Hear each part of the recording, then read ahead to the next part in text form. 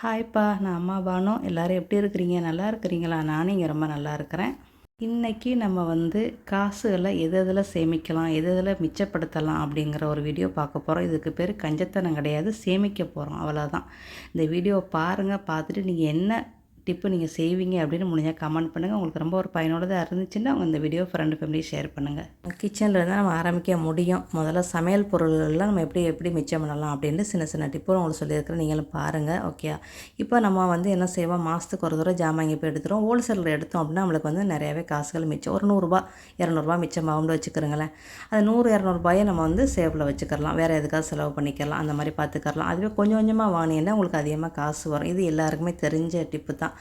இப்போ நான் சொல்ல போகிற டிப்புகள் உங்களுக்கு தெரிஞ்ச டிப்பாகவும் இருக்கலாம், தெரியாத டிப்பாகவும் இருக்கலாம். கண்டிப்பாக பாருங்கள். அதேமாதிரி வாரக்கணக்கு எழுதி வச்சுக்கிறோங்க. நாள் கணக்கோட வாரக்கணக்கு எழுதி வச்சுக்கிட்டீங்கன்னா நம்மள மாதிரி மிடில் கிளாஸ் ஃபேமிலிக்கு என்ன வேஸ்ட்டாக செலவு பண்ணியிருக்கோம் அப்படின்னு கரெக்டாக கண்டுபிடிச்சிடலாம். ஃபோனில் கூட எழுதி வச்சுக்கிறலாம். டிப் நம்பர் 1, இப்போ நம்ம டெய்லி மார்க்கெட்டுக்கு போய் வாங்குறதுக்கு பதிலாக ஒரு 3 நாளைக்கு ஒரு தடவை கிட்டால மார்க்கெட் இருந்தால் நீங்கள் போய் வாங்கலாம். அதனால் உங்கள் பெட்ரோல் காசு உங்களுக்கு மிச்சமாகும். ஓகே, இல்லைன்னா உங்களுக்கு அலைச்சல், நடந்து போனால் கூட உங்களுக்கு அலைச்சல் மிச்சமாகும். டெய்லி நடந்துக்கிட்டே தெரியணும்ல, அந்த மாதிரி செஞ்சுக்கிறோங்க.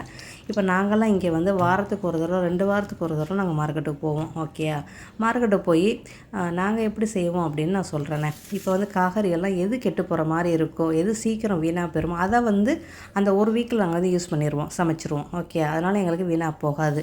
இப்போ தக்காளி பழம் வீணாக போகிற மாதிரி இருக்கா, அந்த தக்காளி எது வீணாக போகிற மாதிரி இருக்கோ அதை மட்டும் தனியாக எடுத்து ஒதுக்கி வச்சு அதை யூஸ் பண்ணிடலாம். அப்போ நம்மளுக்கு அழுகிறதுக்கே வேலையே இல்லை. இந்த தக்காளி பழம் இந்த மாதிரி தான் ஒன்று மிளகாய் இருக்கா, மிளகாய் காம்பு ஆஞ்சு நம்ம வைக்கலாம். எது கெட்டு போகிற மாதிரி இருக்கோ, சீக்கிரம் கெட்டு அதை தனியாக ஒதுக்கிடணும். அந்த மாதிரி செஞ்சோம்னா நம்மளுக்கு காய்கறிகள் நம்மளுக்கு நல்லாவே இருக்கும். எந்த காய்கறி சீக்கிரம் கெட்டு போகுது, எந்த காய்கறி 2 வாரம் இருக்குன்னு நம்மளுக்கு தெரியும், சமைக்கிற நம்மளுக்கு தெரியும்ல. அப்போ நீங்கள் சீக்கிரம் கெட்டு போகிற காய்கறியை ஓவராக வாங்கிடக்கூடாது. ஒரு 2 நாள் 3 நாளைக்கு யூஸ் பண்ணுற மாதிரி வாங்கிட்டு உங்களுக்கு நல்லா தாங்குகிற காய்கறியை ஒரு 7 நாளைக்கு உள்ளதை வாங்கிட்டு வந்துட்டீங்கன்னா 2 வாரம் உங்களுக்கு காய்கறி பிரச்சனையும் இருக்காது. கண்டிப்பாக செஞ்சு பாருங்கள். நம்ம வாரம் நம்ம பைக் எடுத்துக்கிட்டு எண்ணெய் ஊற்றிக்கிட்டு போனோம் அப்படின்னா, கார் எடுத்துகிட்டு போனோம்னா நம்மளுக்கு பெட்ரோல் வேஸ்ட்டு தானே. இதில் நீங்கள் காசை மிச்சமெல்லாம் அதே நேரத்தில் உங்களுக்கு காய்கறி கெட்டு போகாமல் இருக்கிறதுக்கு நீங்கள் இந்த மாதிரி செஞ்சுக்கிறலாம்.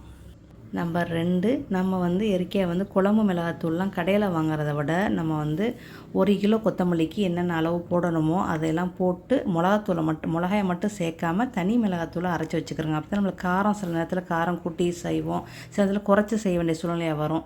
அப்போ நீங்கள் ஒரேடியாக சில்லியை போட்டுட்டிங்கன்னா உங்களுக்கு அது பிரிக்க முடியாது, கஷ்டமாயிரும். அதனால் எப்போவுமே நீங்கள் குழம்பு பொடி அரைச்சிங்கன்னா மிளகாயை சேர்க்காமல் அரைச்சிக்கிட்டிங்கன்னா உங்களுக்கு ரொம்ப நல்லது. இதனால் உங்களுடைய காசுகள் மிச்சமாகும்.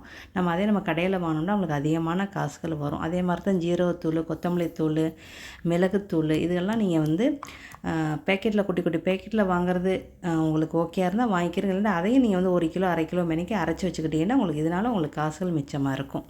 இயற்கையாக மீன் மசாலா பவுடர், அதாவது குழம்பு பொடி, அப்புறம் இறைச்சி பொடி இறைச்சி தூள் நான் வருஷத்துக்கு ஒரு தடவை தான்ப்பா ஆட்டுவேன். வருஷத்துக்கு ஒரு தடவை எல்லா ஜாமானும் வாங்கி போட்டு ஆட்டிடுவேன். சமையல் 2 கிலோ வரும், 2.5 கிலோ வரும். அதை வச்சு யூஸ் பண்ணிக்கிறோம். நம்மளுக்கு கெட்டுலாம் போகாது. நல்லா பத்திரமா வச்சுக்கிட்டோம்னா நம்மளுக்கு அந்த பொருள் கெட்டு போகாது. டிப் நம்பர் 3, நம்ம கரண்ட் பில்லை வீட்டில் இருந்துக்கிட்டு நம்ம குறைக்கலாம். இப்போ கரண்ட் பில்லு உங்களுக்கு 1000 ரூபா வருது அப்படின்னா நீங்கள் அதை 800 ரூபா 700 ஆக்கணும். சில பேருக்கு 2000 ரூபா 3000 வரும். அந்த ஏர்கொண்டை நம்ம ரொம்ப யூஸ் பண்ணாமல் அந்த டைமிங் வச்சு நீங்கள் யூஸ் பண்ணணும். அதே நேரத்தில் சுவிட்சை எப்போவுமே ஆன்லேயே வைக்கக்கூடாது, சுவிட்சை அடைச்சி வச்சுக்கிறோங்க. அப்புறம் வாஷிங் மிஷினில் நீங்கள் போடுற துணிகளை டெய்லியும் போடாமல் 3 நாளைக்கு ஒரு தடவை 4 நாளைக்கு ஒரு தடவை துணியை போட்டிங்கன்னா உங்களுக்கு தண்ணியும் மிச்சமாகும், கரண்ட்டு மிச்சமாகும், வாஷிங் பவுடரும் மிச்சமாகும். கண்டிப்பாக இந்த மாதிரி செஞ்சு பாருங்கள். ஓகேயா? டிப் நம்பர் 4, இப்போ நீங்கள் கையில் தான் துணியை துவைக்கணும், வாஷிங் மிஷின் இல்லை அப்படிங்கிற ஒரு கட்டத்துக்கு நீங்கள் என்ன செய்ய, உங்களுக்கு காவாலி துணி இருந்துச்சுன்னா நீங்கள் அன்னைக்குன்னே துவைக்க வேண்டாம், மறுநாளைக்கு துவைங்க துணியை. அரை வாலி இல்லை 3/4 வாலி வந்தோன்னே நீங்கள் துணியை துவைங்க. அப்படி இருக்கும்போது உங்களுக்கு சோப்பு பவுடரும் உங்களுக்கு வேஸ்ட் ஆகாது. அதே மாதிரி உங்கள் வேலையும் ஒரே நேரத்து வேலையாக போயிடும். அப்புறம் உங்கள் தண்ணியும் உங்களுக்கு வேஸ்ட் ஆகாது. அதே நேரத்தில் சோப்பில் இந்த வாசத்துக்காண்டி ஊற்றுவோம்ல கம்ஃபர்ட், அதுவும் உங்களுக்கு மிச்சமாக இருக்கும். இதனால் உங்களுடைய காசு உங்களுக்கு மிச்சமாக இருக்கும். உங்களுக்கு வாஷிங் பவுடர் வாங்குகிற காசு உங்களுக்கு மிச்சமாகும். இந்த மாதிரி குட்டி இதில் மிச்சப்படுத்தினாலே நம்ம நிறையா சேமிக்கலாம். நம்ம டிப் நம்பர் 5, இப்போ எங்கள் இடத்துல கூட கேஸ் தொம்பு இந்தியா காசு 500 ரூபா தான். இப்போ ஊரில் 1000 ரூபா 1200 அது. அப்போ நீங்கள் கேஸை எவ்வளோ சிக்கனப்படுத்தணும் தெரியுமா? கேஸை எப்படி சிக்கனப்படுத்தணுங்கிறத நீங்கள் முதல்ல கற்றுக்கிறணும். ஏன்னா சரியான விலைகளாக இருக்குது. அதனால் ஒன்று நீங்கள் கரண்ட் அடுப்பை யூஸ் பண்ணணும், அது யூஸ் பண்ண தெரியல அப்படின்னா கேஸை வந்து நீங்கள் எப்படி யூஸ் பண்ணணும் அப்படின்னா, நீங்கள் எல்லாமே சமைக்கிற பொருள் எல்லாம் என்ன இன்றைக்கி செய்கிறீங்களோ எல்லாத்தையும் அழகாக கட்டிங் பண்ணி எல்லாம் கரைச்சி மசாலாத்தூள்லாம் எடுத்து வச்சு மசாலாலாம் கரைச்சி மசாலாலாம் போட்டு வச்சுக்கிறோங்க. 2 அடுப்பை ஓப்பன் பண்ணுங்கள். 2 அடுப்பு ஓப்பன் பண்ணிங்களா, அடுப்பு வந்து ரொம்ப பரவுற மாதிரி எரிய விடாமல் மீடியம்லேயே வச்சுக்கிட்டு செஞ்சீங்கன்னா உங்களுக்கு கேஸ் வந்து உங்களுக்கு ரொம்ப நாளைக்கு வரும். இந்த டிப்பையும் செஞ்சு பாருங்கள். உங்களுக்கு ரொம்ப பயனுள்ளதாக இருக்கும். உங்களுடைய சேவிங்கில் உங்களுக்கு காசு நல்லா மிச்சமாக இருக்கும். டிப் நம்பர் 6, நம்ம வந்து இயற்கையாக வந்து அரிசியெல்லாம் வந்து ஹோல்சேலரில் போய் வாங்கினீங்கன்னா பிரியாணி அரிசி, இட்லி அரிசி, பச்சை அரிசி எல்லாமே ஹோல்சேலரில் வாங்கினீங்கன்னா சாப்பாட்டு அரிசிலாம் வாங்கினா உங்களுக்கு கொஞ்சம் சீப்பாக இருக்கும். அந்த மாதிரி ஹோல்சேலரில் பார்த்து வாங்கிக்கிறங்க. இதனால் உங்களுடைய காசு வந்து உங்களுக்கு மிச்சமாகும். ஒரு 50 ரூபா மிச்சமானாலும் நல்லது தானே.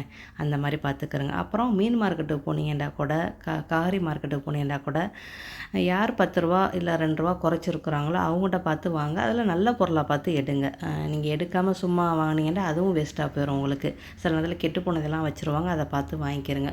முடிஞ்சளவு சின்ன வியாபாரிகிட்ட வந்து ரொம்ப வந்து பேரம் பேசி குறைக்காமல் இருந்தீங்கன்னா ரொம்ப நல்லது. அது அவங்க மனசு வேதனைப்படும்ல. நம்ம அவங்கள்ட்ட வந்து ₹1 குறைச்சி நம்ம என்ன செய்ய போகிறோம் சொல்லுங்கள். அதனால நம்ம இந்த மாதிரி நம்ம பார்த்து கரெக்டாக வாங்கிட்டோம் அப்படின்னா நம்மளுக்கு நிறைய காசுகள் மிச்சமாக இருக்கும். ₹100 மிச்சமாக இருந்தால் கூட அந்த ₹100க்கு உங்கள் பிள்ளைகளுக்கு ஏதாவது வாங்கிட்டு போயிடலாம்ல, ஒரு பழங்களை வாங்கிட்டு போயிடலாம்ல. அப்படித்தான் நம்ம யோசிக்கணும்ப்பா. ஆண்கள் ஜாமான் வாங்க போனாலும் சரி, பெண்கள் ஜாமான் வாங்க போனாலும் சரி, இந்த மாதிரி யோசித்து வாங்கினீங்கன்னா உங்கள் காசு உங்களுக்கு மிச்சமாக இருக்கும். இந்த பொருள்கள்லாம் பார்த்து விலை பார்த்து வாங்குறது என் வீட்டுக்காரவங்க தான் வாங்கிட்டு வருவாங்க. நம்பர் 7, நம்ம இட்லி தோசைக்கெல்லாம் நம்ம கடையில் இட்லி தோசை மாவு வாங்குறத விட வீட்டிலேயே அரைச்சிக்கிட்டோம் அப்படின்னா அதில் உங்களுக்கு நிறையாவே மிச்சமாகும். டிப் நம்பர் 8, நம்ம ரேஷன் கடையில் அரிசிலாம் வாங்கி நம்ம இடியப்ப மாவுலாம் செஞ்சுக்கரலாம்ப்பா. அரிசியை ஊற வச்சு நம்ம வந்து ஆலையில் கொடுத்து இடித்து அங்கேயே வறுத்து கொண்டு வந்து வச்சுக்கிட்டோம்னா 6 மாதம் வரைக்கும் 1 வருஷம் வரைக்குமே நம்மளுக்கு எதுவுமே ஆகவே ஆகாது. நல்லாவே இருக்கும். நல்லா வறுத்துட்டோம் அப்படின்னா வறுத்து கொடுத்துட்டாங்கன்னா அந்த இடியப்ப மாவு நல்லாவே இருக்கும். அதனால் நம்மளுக்கு காலை டிஃபனு இல்லை ராத்திரிக்கு செய்கிறதுக்கு நம்மளுக்கு ரேஷன் கடை அரிசியே போதும் நம்மளுக்கு. இதில் நம்மளுடைய காசு உங்களுக்கு மிச்சமாகும். இந்த மாதிரி ரேஷன் கடையில் பருப்பு, அரிசி, பாமாயில் எல்லாமே போடுறாங்கல்ல, அதெல்லாம் வாங்கிக்கிறங்க. அதெல்லாம் ஒன்றும் நம்மளுக்கு ஒன்றும் ஆபத்து ஒன்றுமே கிடையாது. எல்லாமே நல்ல பொருள் தான். அது எப்படி யூஸ் பண்ண தெரிஞ்சுக்கிறணும், அவ்வளோதான் முடிஞ்சிருச்சு. இது ரேஷன் கடையில் வாங்கினா நம்மளை யாரும் எதுவும் நினச்சிக்கிருவாங்கலாம் நினைக்காதீங்க. நமக்கு 4 காசை மிச்சம் பண்ணி சேர்த்து வச்சு நம்ம நல்லா இருந்தோம் அப்படின்னா அடுத்தவனுக்கு என்ன 1000 பேசுவாங்கப்பா. நம்ம அதெல்லாம் காதில் வாங்கவே கூடாது. அடுத்தவங்களுக்காண்டி நம்ம வாழ்கிறத நம்ம இதுக்கு மேலே செய்யவே தேவையில்லை. டிப் நம்பர் 9, சில நேரத்தில் ஆஃபர் இருக்குன்னு சொல்லிட்டு பழைய பொருள்களை அவங்க வந்து போடுவாங்க. பழைய பொருளாக பயறு வகைகள், பருப்பு வகையெல்லாம் கொஞ்சம் பழசுகளாக போடுவாங்க. நம்ம வாங்கிட்டு வந்து வச்சு ஒரு 2 வாரத்தையும் அவங்களுக்கு புழு வந்துடும். அரிசிலாம் போடுவாங்க. அதை நம்ம செக் பண்ணி தான் பார்த்து வாங்கணும். சும்மா ஆஃபராக இருக்குன்னு சொல்லிட்டு நீங்கள் வந்து கிலோ கணக்கில் அடுக்கி வச்சிடாதீங்க. அது நம்மளுடைய மணி வந்து அதில் முடக்கி போயிடும். அதை பார்த்துக்கிறங்க. நீங்கள் இந்த ஒரு மாதத்துக்கு என்ன தேவையோ அதை வாங்கிக்கிறங்க. இல்லைன்னா மறு மாதத்துக்கும் சேர்த்து வாங்கணும் அப்படின்னு நினச்சிங்கன்னா ஆஃபரில் அதை வந்து நீங்கள் எப்படி வந்து பாதுகாப்பாக வைக்கணும்னு தெரிஞ்சுக்கிட்டு அந்த பொருளை வாங்கி வச்சுக்கிறங்க. ஓகேயா? டிப் நம்பர் 10, நம்ம வீட்டில் நம்ம எப்போவுமே வந்து வீட்டு பெண்கள், குடும்பத் தலைவிகள் கொஞ்சம் கை வைத்தியம் கொஞ்சம் கற்றுக்கிறது பெரிய கொம்பம் வித்தையில் கற்றுக்கிட்டீங்க அப்படின்னா இதனால் உங்களுக்கு காசு நிறையாவே மிச்சமாகும். எதுக்கெடுத்தாலும் நீங்கள் வந்து ஹாஸ்பிட்டலுக்கு போகாதீங்க. முதல்ல நம்ம கிச்சனை நம்ம சமைக்கிற இடத்துல சுத்தமாக வச்சுக்கிறோங்க. டெய்லி க்ளீன் பண்ணி சுத்தமாக வச்சுக்கிறோங்க. அதனால் உங்களுடைய ஆரோக்கியம் நல்லாவே இருக்கும். அப்புறம் ஆரோக்கியமான சமையலை செஞ்சு கொடுங்க. டேஸ்ட்டை விட ஆரோக்கியமான சமையலை செஞ்சு கொடுங்க. அந்த ஆரோக்கியமான சமையலை எப்படி டேஸ்ட்டாக செஞ்சு கொடுக்கணும்னு கற்றுக்கிட்டு செஞ்சு கொடுங்க. அப்போ தான் நம்ம வந்து நோய் இல்லாத வாழ்க்கையை வாழலாம். வாரத்தில் ஒரு நாளைக்கு மூலிகை ரசத்தை போட்டு கொடுங்க. அதை வடிகட்டி சூப்புன்னு சொல்லி கொடுங்க. பிள்ளைங்க குடிப்பாங்க. அதில் ஒரு சிக்கனை போட்டு கொடுங்கப்பா. அந்த மாதிரி மாற்றி நம்ம செஞ்சு கொடுத்துக்கிறணும். அப்போ தான் நம்ம வீட்டில் இருக்கிறவங்க ஆரோக்கியமாக இருக்கப்பாங்க. ஆஸ்பத்திரி செலவு நம்மளுக்கு ரொம்ப மிச்சமாக இருக்கும். சளி, காய்ச்சல், தலைவலி, வவுறு வலி, சில இதுகளுக்கு எல்லாத்துக்குமே நம்ம வந்து வீட்டு வைத்தியமே செஞ்சிடலாம். அதுலேயும் சரியாக வந்துடும். கண்டிப்பாக செஞ்சு பாருங்கள். இதுக்கு மேலே ஹாஸ்பிட்டல் செலவு பண்ணுறதை கொஞ்சம் யோசனை பண்ணி செலவு பண்ணுங்கள். இதனால் உங்களுக்கு பல ஆயிரம் காசுகள் உங்களுக்கு மிச்சம். இந்த மாதிரி பல விஷயத்தில் நம்ம வந்து காசுகளை வந்து சேமிக்கலாம். இன்றைக்கி இந்த பதிவை இதோட முடிக்கிறேன். இன்றைக்கி உள்ள பதிவு வந்து உங்களுக்கு எந்தளவு பயனாக இருக்குது, நீங்கள் என்ன செஞ்சு பார்த்துருக்குறீங்க, நீங்கள் என்ன அடிக்கடி செய்வீங்கன்னு முடிஞ்சால் கமெண்ட் பண்ணுங்கள். அடுத்த பதிவில் சந்திக்கலாமா? பை. See you.